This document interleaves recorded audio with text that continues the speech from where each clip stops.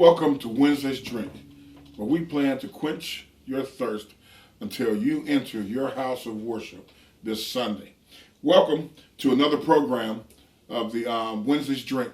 And today we're going to begin a series where we're going to look at who is Jesus. There's a lot out there that is said about Jesus, and I want to be able to correct or dispel some of those rumors or some of the falsehoods about him.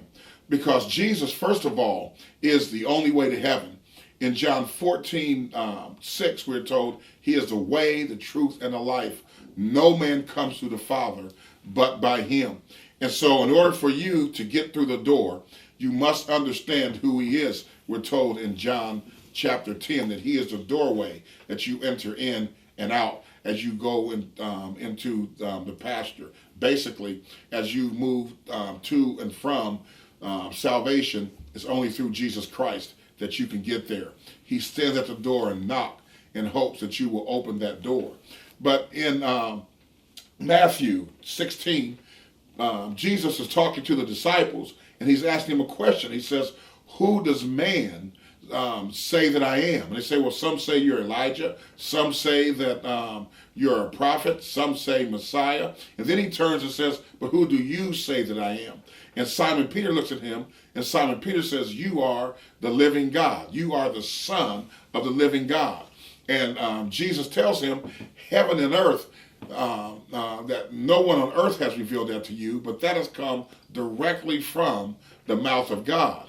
And so as Peter pronounced who he was, Jesus acknowledged that, yes, Peter, you are correct. I am the Son of God. And let's understand this, that in order for him to be God's Son, he has to be made of the same thing that God is, which means he himself is God when we talk about the Trinity.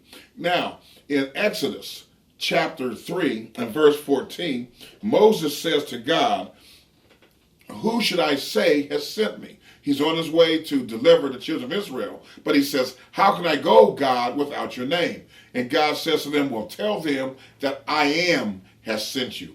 That I am in the Hebrew lets us know that he has existed, he always has been, and there was never a time that Jesus was not in existence. And so Jehovah's Witnesses and others will try to tell you that at some point Jesus was created. But understand this, friends, that Jesus has always been. And John tells us in the beginning was the Word, John 1:1, the Word was with God, and the Word was God. He tries in every way possible to explain to us that Jesus is God. And so in order for us to move anywhere further, we have to understand that he is I am. He is the very thing of the very nature, of the very substance and quality that God the Father and God the Holy Spirit, they are one. And therefore, if you're going to enter into salvation, you must come through the I am. Now, this is seen in John chapter 8. The scene is set to where the Jews are asking him to share with them who he is. And Jesus says, before Abraham was, I am. And so he right there says that he is God, speaking from Exodus 3:14, invoking the same name.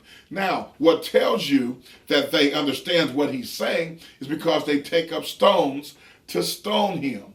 And in John 10, Jesus says, I and my Father are one.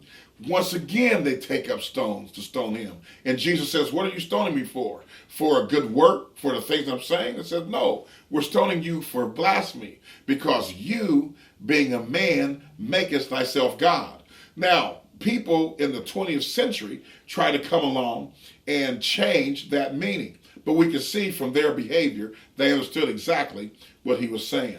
This is has been your Wednesday's Drink. If you know someone who needs a sip, pass this along. And remember, vertical living is found in Colossians chapter 3, verses 1 and 2, where we are told to set our affections on things above and not on things of the earth. Go live vertically.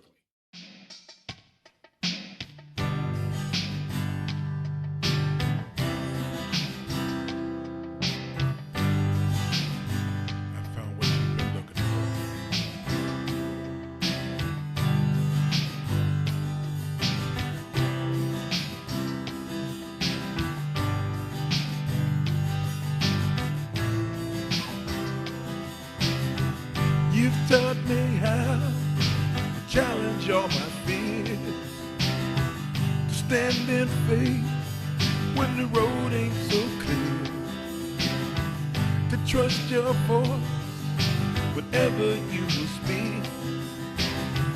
If it's your choice, I'll fast